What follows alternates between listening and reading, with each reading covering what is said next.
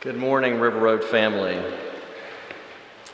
You hopefully have noticed in your bulletin an announcement about the introduction of a ministry called RRCB Cares.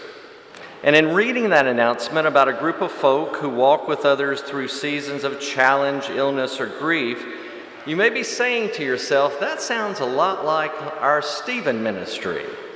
And you would be correct.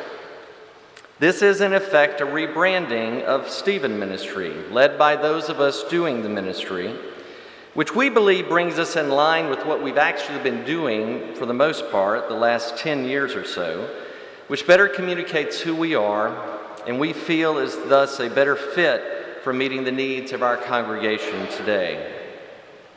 Stephen Ministry International was started by Dr. Kenneth Houck, a clinical psychologist and pastor, in 1975.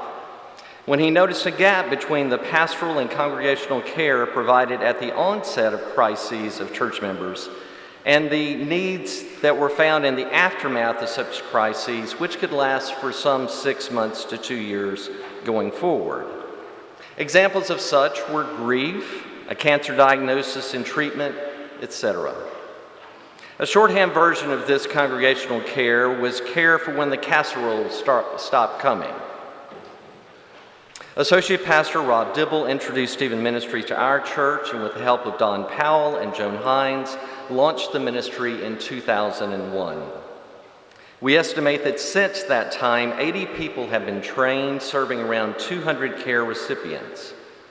And the ministry continues today with 12 total Stephen ministers, 7 of which have current care recipients.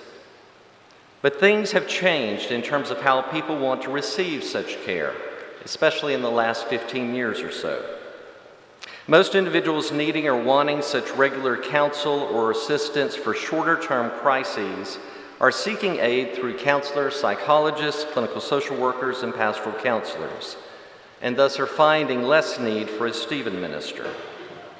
Indeed, over the last 15 years, our ministry has become 80% focused on long-term care, lasting many times years, if not decades on occasion, of those who are homebound or who have serious or terminal illnesses.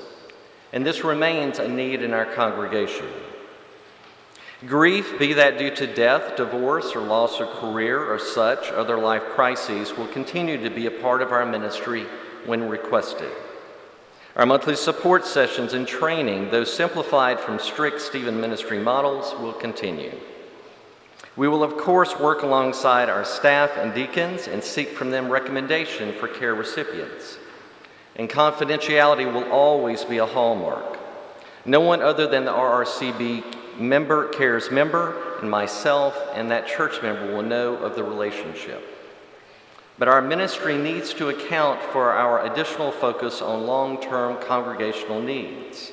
And we need for our congregation to have greater access to us, we feel. And thus our rebranding is RRCB Cares.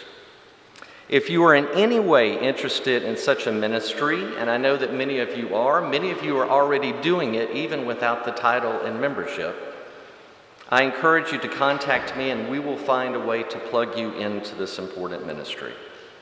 Also, if you have a recommendation for a care recipient, including yourself, I also hope that you will contact me. We covet your prayers and your support as we make this important transition. Thank you.